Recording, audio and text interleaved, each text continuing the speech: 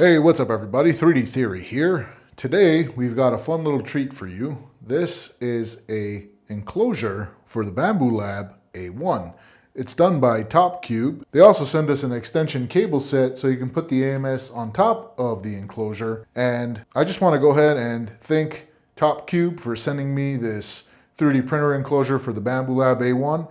I can't wait to give this a try. And in general, enclosures help with isolating odors and VOCs, especially if you've got a little fan or a little vent that vents out all of that toxic odor. And also it creates a stable temperature in the enclosure so that there won't be too much warpage due to quick cooling or drafts of cool wind that pass by and make it warp as it's printing. So I'm gonna go ahead and open this up, set it up, and we'll give it a go. All right guys, so first things first is I'm gonna open up this extension cable set and see what we're working with here.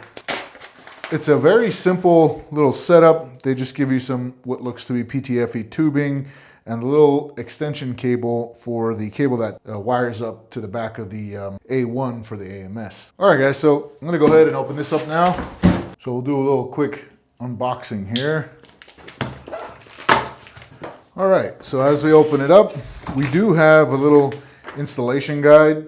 Overall, it does look pretty straightforward. There are about 14 steps involved, so not too bad. Then as we open this up, we can see all of the parts here. We got some aluminum bars that feel pretty sturdy. We got some corners that are also made of aluminum. As you can hear it, it's metal. We have a little light that we can put inside the enclosure to light it up, and some more metal bars over there, as well as what seems to be the accessory kit where it has screws and nuts and everything else you need, as well as more PTFE tubing here, and it looks like pads of some sort. We'll get to all that. I like how everything is labeled. As we're going through and building this out, it'll make it easy. So I'm just gonna pop everything out of the box here, put it on the table, and I'll see you in a moment. All right, so I did pop everything off the top layer, and down here is where we have the acrylic pieces, and they boast that it's very clear and see-through, so there is a little film on there. As you know, when cutting these out, you need to have a little bit of film, so I'm gonna be taking off that film and we'll see just how clear this is. Overall, they seem pretty decent in terms of sturdiness, so I'm gonna pop these all out as well. We'll get it all laid out on the table and we'll go through it.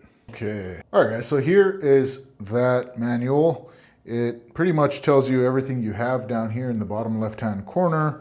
And then the installation guide begins here and it says assemble two 450 millimeter profiles with profile connectors. All right, I grabbed one of the bags here and I assume that these are the 450. But to be sure, I got this Alloy Man digital tape set at millimeters here. Yep, and these are the 450 ones. So I know I got the right pieces here. And I don't know if you guys can hear this, but they're metal. These are real solid pieces.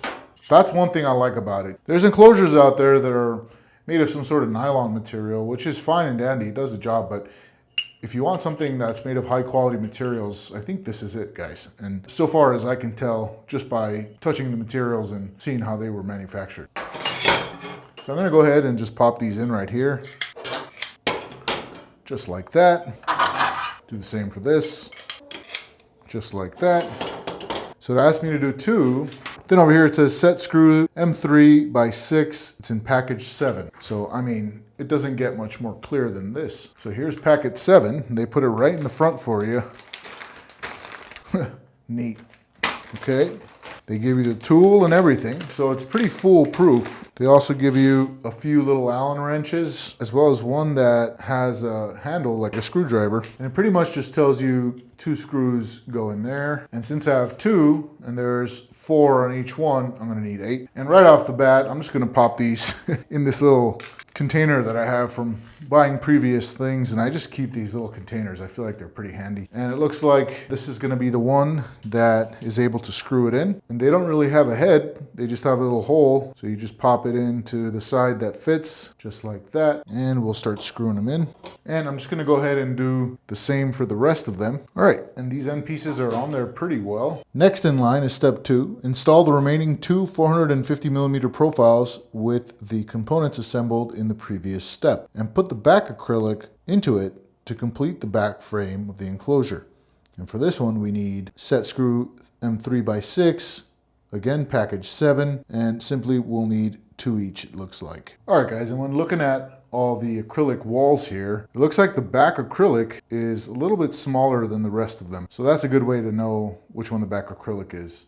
Maybe for the future, there can be a sticker put on there on the actual acrylic pieces that could help people who don't really notice that level of detail. For example, here are those acrylic pieces, and here's the back piece, and you can tell it's definitely smaller, and that's what kind of sets it apart. And it seems like the rest of the pieces have unique markers, so you know which ones they are. Like this one has some holes, one for an air vent that's optional. This one has 2 holes on the side there, and this one is just a clean piece. Like this one, however, it's bigger. So every wall has a unique indicator, but like I said, maybe for people who don't realize that level of detail, maybe there can be a little sticker on there that says back, front, so on and so forth. I do want to take off the little sticker that's on here. I always have trouble taking these off, and that's not just with acrylic pieces. Let's say I'm taking off a sticker off of a packaging slip. I have a hard time with that too. Let me see if I can get at it with this plastic razor here. You know, that does the trick, and it also does the trick with trying to take packaging slip stickers off, put them on the package. So this is my little handy tool. They cost like, I don't know, 79 cents on Temu or whatever. All right, that's side 1. Now let me take off the other side here. All right, so that is some really clear acrylic. So like it says, you grab your 2 450mm profiles, as they call it. Just pop it on the side here. I want to make sure it's supported. I don't want to let it hang off the edge there. And as a matter of fact, I'll put it from top to bottom, so installing the sides would be easy. All right, now for this side. Okay, and here are the 450mm profiles that we installed the ends to, and we're just gonna slide them into the tops and bottoms there, making sure the acrylic piece is in there as well. Okay, and before I screw them in, I want to put the other side as well. In this way, I could just make sure that there's enough wiggle room to assemble this. All right, and I just made sure that this little acrylic piece goes past that middle part, and I wiggled it until all 4 corners do the same thing, and it looks like we're ready to screw these in. All right, so I'll grab 8 more of these guys here. I never used these kinds of screws before. They're pretty cool. You just pop them on the tip, and they kind of have a satisfying little click there, and you just start screwing them in. I'm gonna do 1 on each side before I put in the second one. For some reason, one of these screws weren't fitting into that screwdriver they gave, so I got a little smaller one here, and it actually fits here pretty good. When I say smaller one, I mean the Allen key. And by the way, this Allen key was from my personal tool set, so just wanted to make that clear. All right, now that I got all 4 corners with 1 screw, I'm gonna go ahead and just put the other screw in all 4 corners. All right, pretty nice looking, if you ask me. Pretty sturdy as well. All right guys, step 3 calls for assemble 4 510mm profiles with the back frame. And it just looks like it's the same screws, 2 each on each corner, so on and so forth. So I'm gonna go ahead and grab that 510mm profiles there, 4 of them. All right, I'm pretty sure these are the ones that we're looking for. However, I'm still gonna give it a little measurement. Okay, yep, 510, the one we're looking for. All right, now this step looks pretty simple. Just pop these in as needed. 1 there, 1 there, 1 here, and 1 there. As simple as that. 2, 4, 6, 8 more screws. I'm just gonna do the same technique. I'm gonna put 1 on each corner, and then once those are in, I'll put the second one for each corner. All right, I got 1 in each corner, and I'm just gonna put the second screw on each corner now. All right, all 4 corners are fastened down. Now, we're just gonna go ahead and jump to part 4, install the acrylic plate, except for the front door. We got the top acrylic left and the right, and we got the back acrylic there. And we can tell, here is that little exhaust hole. There's the 2 little holes on the top acrylic one, and the left acrylic one is untouched. And they tell you where to align the holes, and they even say, note, please compare carefully and install according to the hole position of the example diagram to prevent the acrylic plate from being installed upside down. So they give you a warning there, and I will make sure. All right, so first things first is I got to take off all the stickers off the acrylic, the protective layer. All right, now let's do the other sheet. Now flip it, do this side. Now for this third acrylic, flip that over. Hey, and you know what, while we're at it, might as well open up these half acrylic sheets. So this is gonna open up as a door, which is a nice feature to have. Now the other side. All right, we'll just do this last piece here and we'll be done with that part. All right, so we're done with clearing off all the stickers off the acrylic. Now we can continue building this thing out.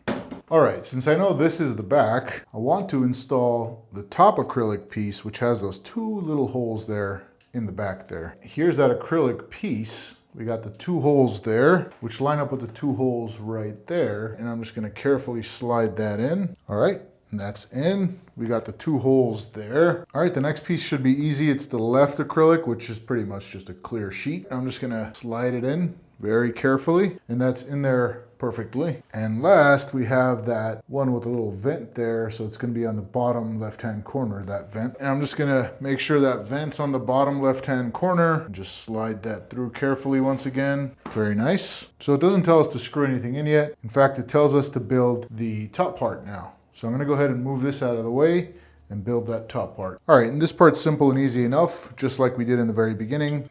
We're just gonna slide that there, slide that in there, just like that, and like that. We're gonna screw those in, nice and secure. That'll require, again, 8, 2, 4, 6, 8. All right, these are ready to go. As a matter of fact, we gotta pop these in now and screw them into place.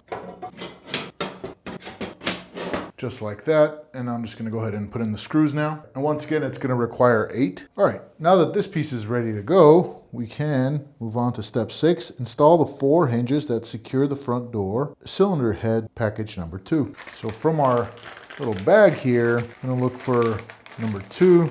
There it is. So I'm just gonna go in there and grab the screws that it comes with, and one of these little corner pieces. Just gonna grab this piece, and I'm assuming you put them in the little slits that they have over here and here, which is what I did, and it looks to be correct. Then we just grab 2 screws from the bag of screws they gave us, okay? And its corresponding Allen key from bag 7. I'm assuming it's the silver one here. Yep, that's the one. So I'm actually gonna get it started first before I start screwing it in the corner over there. Yeah, I think that's the right way to go. Once it's started, then I can actually finish it off there. And you have to hold it in place with your thumb because it'll start moving around. All right, I'm just gonna give it one last turn with the long end to make sure it's nice and tight. Perfect. All right, I'm gonna do the same for all 4 corners. I'm just prepping these by putting in the screws at first so I don't have to try to get them in while they're moving around on the little aluminum railing. There is something I'm realizing that as I'm tightening this, it's kind of bowing a little bit. So I do want to make sure not to tighten it too tight so it doesn't do that. So I fixed that. All right, all 4 corners are on there. And now we can move on to step 7. Assemble the front door frame to the enclosure body, which is just putting it on top there. And from package 7, screwing those in. So I'll get that big frame up on the tabletop, flip this over and put it on. Now I got this little frame over here I'm gonna put on top, and I would imagine it's pretty simple. Just slide those corner pieces into the profiles there. All right, just make sure those acrylic pieces are in there, and they are. Now I could go ahead and screw them into place. Looks like we're ready to move on to the next step, which is step number 8. And it says install the wire silicone ring, filament holder, 4-way pneumatic joint, and Teflon tube fixing. So we got the silicone ring in package 3. There you are. There's package 3. All right, it's this little rubber piece that we could stick a tube through for ventilation. All right, and simply we just line it up like that, and I'm just gently pushing them through, and it's kind of finding its way in on its own without having to use a lot of force. And there you have it. That's in there pretty nice. All right, next we're gonna need 1 for the Teflon tube fixing. I like that. So I'm gonna go ahead and grab package 1 over here. And all we need from here is this piece along with 2 screws. Oh, what do you know? This is 3D printed. Hey, what a nice familiar thing to see, 3D printed. Very cool. I don't know if you could notice it, but you got some layer lines there. And I mean, it's a really nicely 3D printed piece. It's my first time pulling out a 3D printed part from something that's available on Amazon. That's pretty cool. It's like seeing a familiar friend. All right, and to screw those in, we're gonna need that Allen wrench, the silver one that comes with it. And this piece has 2 sides. We're gonna put the black side down, and it's gonna go into those 2 screw holes in the back over there. All right, it's kind of hard to see, but those 2 screw holes are right there. Maybe you can see it when I put my finger behind it, but I'm just gonna go ahead and stick a screw in there and screw this piece in just like that. And I'll put in the other screw now. That's looking good. As a matter of fact, from package 1, we're gonna need that 4-way pneumatic joint here for the AMS. And for that, we have these 4 holes here, which are right next to this thing. So that's where that's at. And I assume we just pop it in like that. And we just use 1 screw at the center right over there. So while that screws on that Allen key, just gonna pop it through the hole there and start screwing it into place. All right, that's on there pretty well. Now we're gonna need package number 4, the hexagonal nut. We're gonna need screws from package number 1 and the filament holder package from number 1. So we need package number 4 now. There it is, and it looks like, hey, that's probably 3D printed too. All right, here's package number 4. I think this is the filament holder, which I'm assuming will hold your spools of filament if you want to just use this by itself. How's the print quality on this? Pretty decent. Perhaps it was printed out on a Bambu Lab. And from here, we're just going to need 2 nuts and bolts. And right above where we installed that 4-way tube are those 2 screw holes right there. And that's where we're going to install these. And this time, we're actually going to be using that copper hex key that they gave us. So I'm just going to pop those screws in. I'll actually just do 1 for now. And likewise, there's a place for the nut. So I'm just going to pop that nut in like that. And another one there. Very nice. And we can get to screwing this piece in. Now for the other screw. And I'm just tightening it ever so tight. Not too tight. Just ever so slightly. All right, that step's good to go. Let's see what's next. All right, looks like we're going to be building the doors out next, according to the next steps. All right, that thing's already on. Very nice. So I assume it's 20.7 degrees Celsius. All right, and we're going to also need bag number 6, which are the handles that seem to be made out of aluminum as well. I'm going to go ahead and install this, and it looks to be the correct side because you got the logo down at the bottom right-hand corner, and it looks like we just pop it in and turn it into place.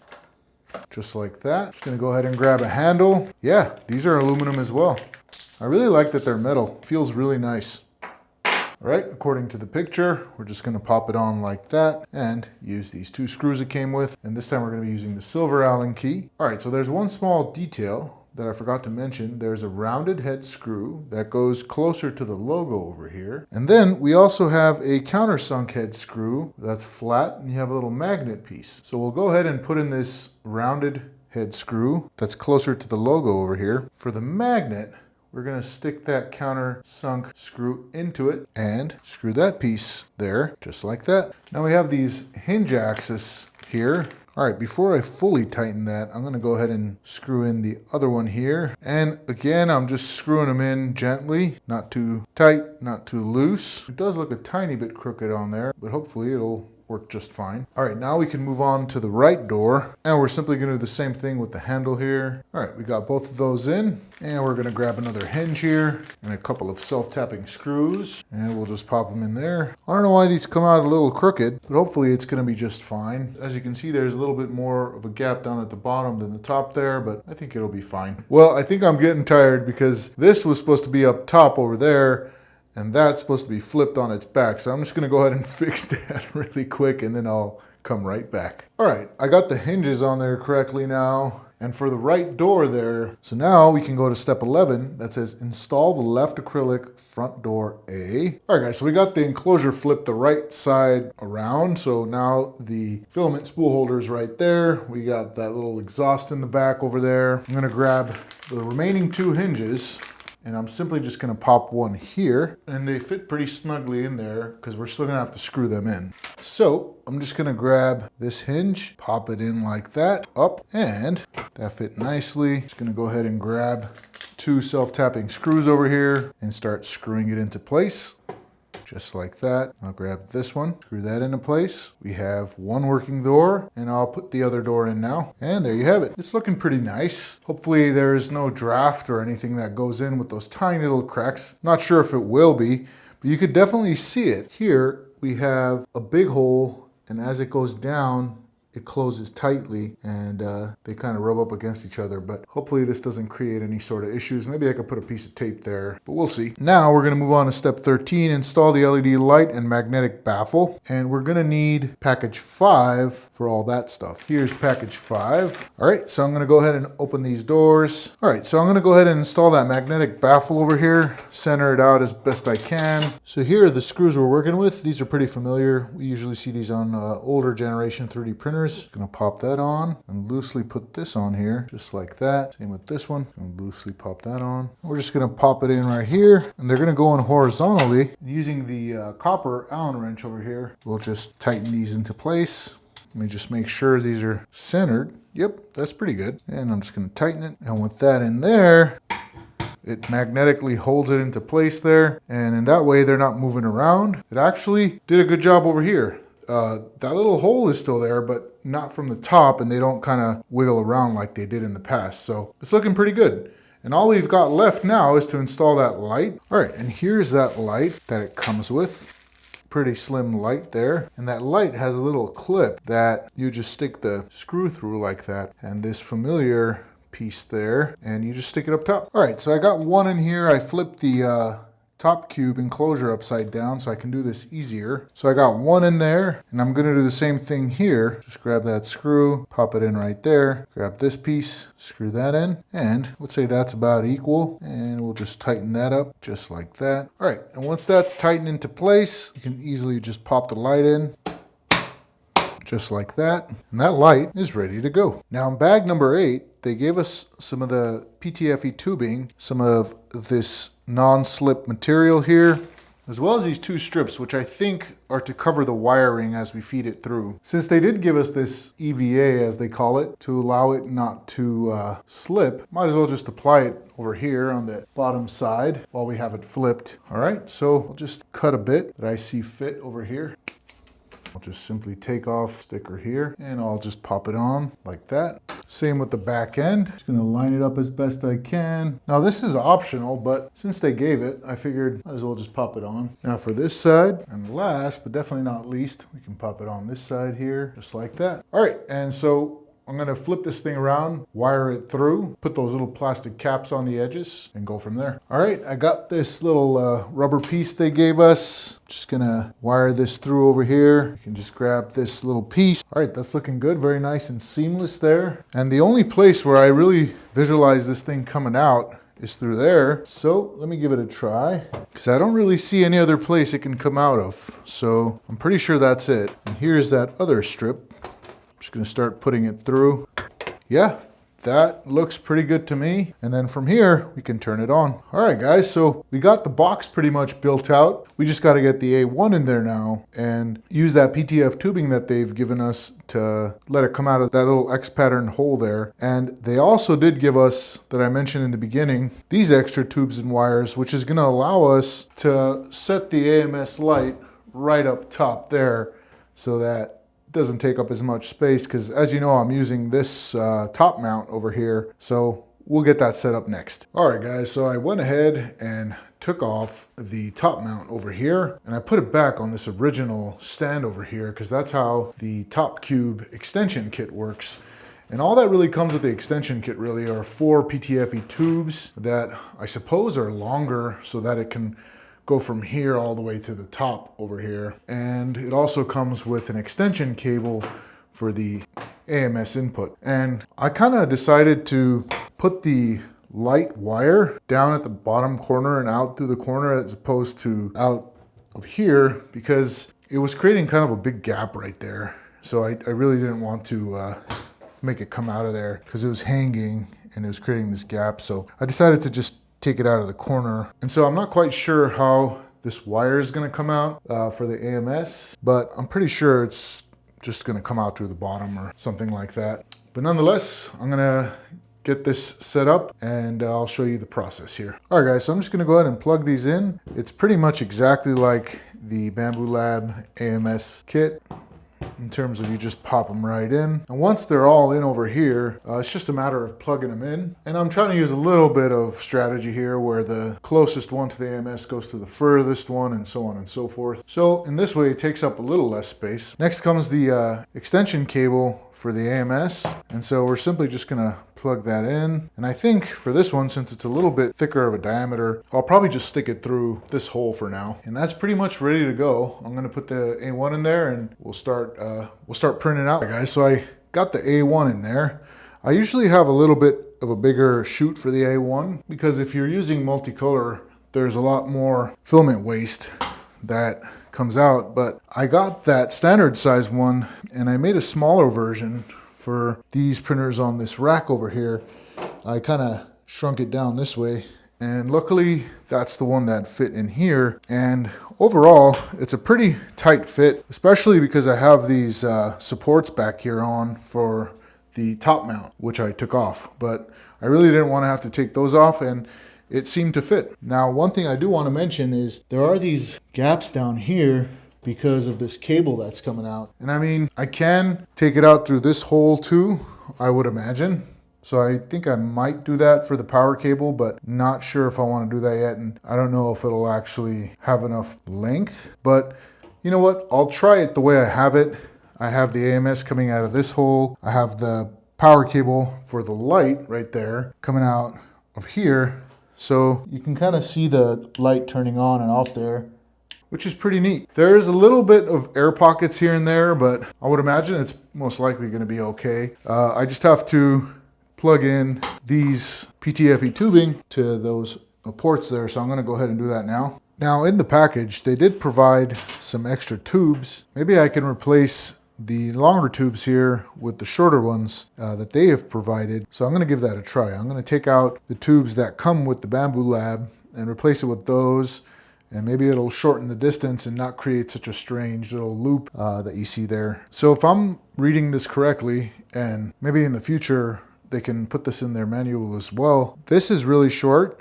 This is kind of the medium length, and here's the longer ones. And I'm assuming those shorter ones are for the AMS without this little extension kit. So if this was here, these two would connect from these tubes over to the AMS right here. But these, I'm assuming, are given to replace the inside tube. So that's what I'm going to do here. I think that's exactly what these tubes were for. They fit perfectly right across to that wall over there. All right, guys, now that we got the Bambu Lab A1 in there, loaded up with some green PETG, we're going to be able to get a nice stable temperature in there. Right now it's 17.2 degrees Celsius in here with a 26% humidity level, and in Fahrenheit that's 63 degrees, so it's kind of cold in here. While over here we have 18.8 degrees Celsius with a 22% humidity level in there, so it's a tad bit warmer. And I'm going to get that table side storage area printed out in here, and we'll see how it turns out in the end. Just going to go ahead and go over to that, use our green PETG, go from there. All right, guys, it's looking like it's doing its thing. It's printing out pretty nicely in there. And the temperature out here is 18.6 degrees Celsius, while inside is 21.9 degrees Celsius. That goes to show that inside the enclosure, it's got a nice steady temperature, and this PETG is printing out great. While we're over here, I'm going to talk about some of the benefits of having this enclosure, particularly the TopCube enclosure here. So as mentioned before, the AMS Lite extension cable kit comes separately. What the enclosure would do here is give you consistent temperature control. So as it's printing, you're not going to get drafts that will warp your prints like TPU or ABS or PETG or whatever tends to warp easily. And they claim that the internal temperature will not exceed 40 degrees Celsius. And they claim that this eliminates the risk of damaging the printer motherboard, because if it gets too hot, and it's not good for the motherboard, but they claim that it doesn't exceed 40 degrees Celsius, so it should be okay. And another thing that the enclosure does is it isolates the harmful particles and odors that come off like VOCs especially from things like ABS. And you can also buy a separate little exhaust fan for that. So if you want to exhaust the fumes out through the window, you totally can do that as well. And another perk of having an enclosure is that it isolates the noise when 3D printing. Even though these Bambu Lab 3D printers are pretty quiet, it further isolates the noise as well. And the great part about having acrylic sheets is you can see through in it, because there are some enclosures that are made of some sort of nylon material that's pretty much closed in every direction except the front. But this allows you to see it from every angle, which is nice. And another good thing about using acrylic and aluminum and all that is that you know this thing's gonna last a while. And it does feel pretty good quality to me as I set it up. Again, this is my first enclosure, so I'm new to this as well, but it does seem to be of good quality so far as I can tell. And kind of an added benefit to having an enclosure is that it prevents dust and all that from landing on your print. And with that also, if you don't want anyone touching it, that enclosure prevents people from touching it, maybe their pets or whatnot. And these are the things that are claimed by TopCube, so we're gonna give it a test out over here and see how it all works out. First time using an enclosure, so I'm really looking forward to seeing the results here. All right guys, it's the next day and I started a print using the AMS last night, and it was this one here, but it was going to the side and constantly purging filament, and it was kind of stringy. And I've seen this before. I was using this here retractable lanyard to hold up the tubes up there on my Bambu Lab A1 for a period of time, and it was causing the Bambu Lab tubes to bend in such a way where the filament wasn't able to easily flow out. And I think I'm getting that same sort of issue with the tube setup here.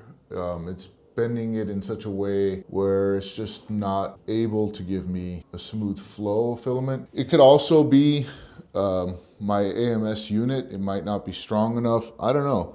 It could be a weaker unit, but for some reason, after trying it with PETG, it wasn't working. So what I did was I disconnected the AMS and threw the spool right there and started printing, and it's printing out perfectly now. I knew that was the issue. I'm using one tube for the filament to flow through that white piece into the tube, into the tool head there, and it's printing out beautifully. The results are looking really good so far. And if we take a look here at temperature, out here it's 16.6 degrees Celsius. If you guys want it in Fahrenheit, it's 61.9 degrees Fahrenheit with a 24% humidity level. And in here, it's 22.0 degrees Celsius with a 15% humidity level. So in there is nice and toasty, and it's looking good. And as a test, because that's a temperature controlled environment, I'm coming over here and I had printed one out in just open air, and you can already see here that it cracked, and then down here it warped, and because of that warpage we got some layer shifts. So this is the benefit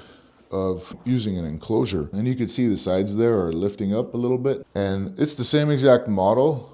Same exact PETG, except this is in green. This is also PETG gray. So we're gonna wait till this thing finishes up. I'm curious to see what the results are in terms of lifting. There doesn't seem to be much lifting on the edges there, and we'll see the end result and how it turns out. But so far, so good. And this enclosure is doing its thing. Now it's raised up to 22.2. And this one out here, we're at 16.7. As it continues, I'll come back and update you when it finishes up. All right, guys, so this thing finished up here. And as mentioned before, I did try using that green filament on the AMS Lite up top, but I think just the way that all of the wires are bending and all that, I think that's causing some issues with the flow. And I just couldn't get it to print out, and using the same filament, it didn't work after a certain height, which means that the tubes up there are bending as well the higher it goes. And so it was causing kind of like a filament jam that way. I was able to successfully print it out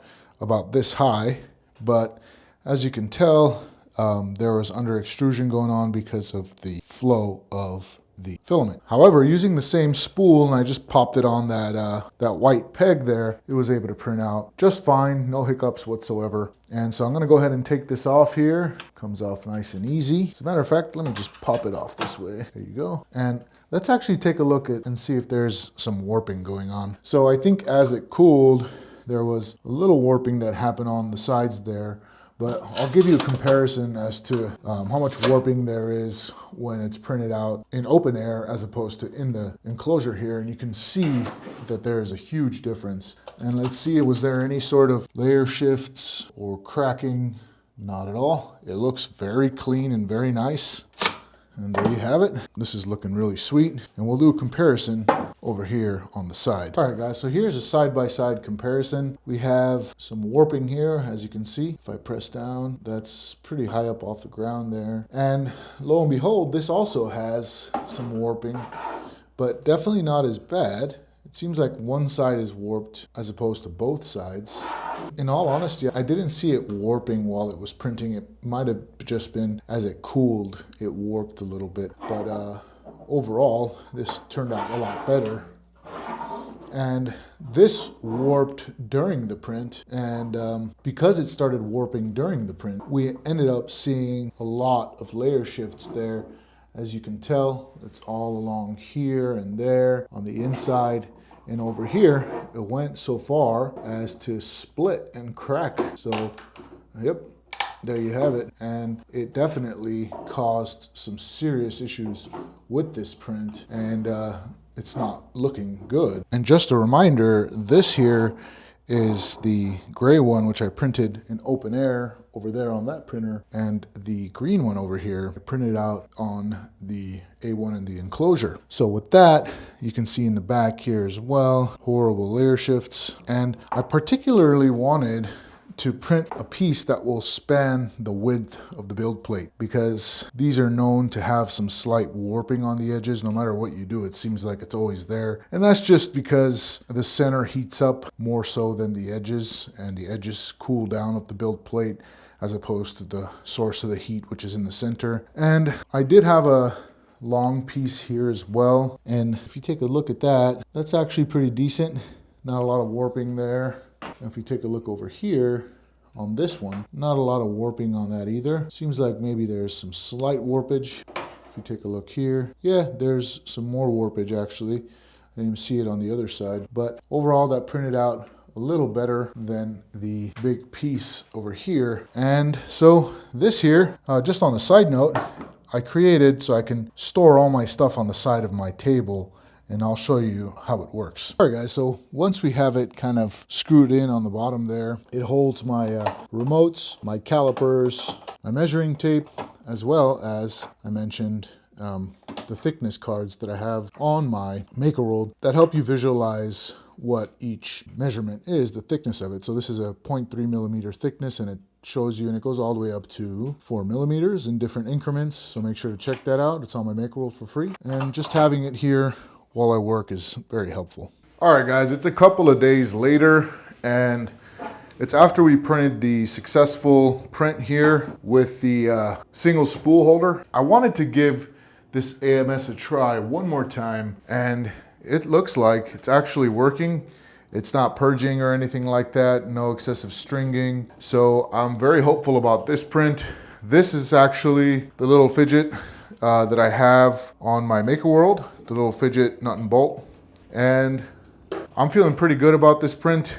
Where I was trying to put this before with the extension kit that allows you to put it on top of the enclosure here, as well as the extension wire, is I was putting this up front to the side, and I think it was causing excessive kind of bending in these tubes, which wasn't allowing for smooth flow. Then I decided to try it in the back towards the center, because I feel like these are in the center of the enclosure, and I want to get the tubes to go towards the center of the enclosure and kind of line up as best it can this way. I even went so far as to put this support here to try to guide it in a better way. So that's what I did, and it seems to be working now. So once this thing finishes printing, I'll bring you guys in for a look, and I'm pretty confident this thing's gonna print out. And just to look here, the inner temperature is 24.5 degrees Celsius with a 24% humidity level, and out here, it's 19.7 degrees Celsius with a 28% humidity level. So this thing's looking good. I'll keep you guys updated once it finishes printing.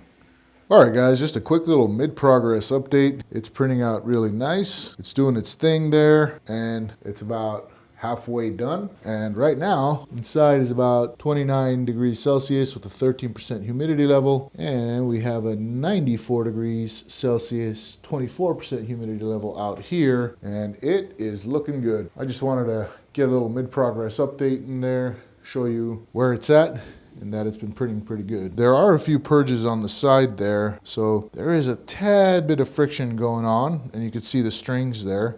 And it's certainly not because of the moisture content, because I didn't have any of that going on while it was printing on the single spool holder. So I think these are all purges due to flow interruptions, but nonetheless, it keeps going higher, and that's one of the reasons why I chose to do this, because it's gonna go up pretty high, and it's gonna stress test those tubes as it goes up and touches the sealing acrylic there. And if it can make this print, then I think we figured out the correct placement for the AMS Lite on top there. And if you take a look, that piece there is just a tad bit taller than that bin we printed out, so it'll definitely give it a nice little test. All right, so the part finished up just a moment ago, and it's looking pretty good. Let's take a look at that. Very nice. Let's take it off the build plate.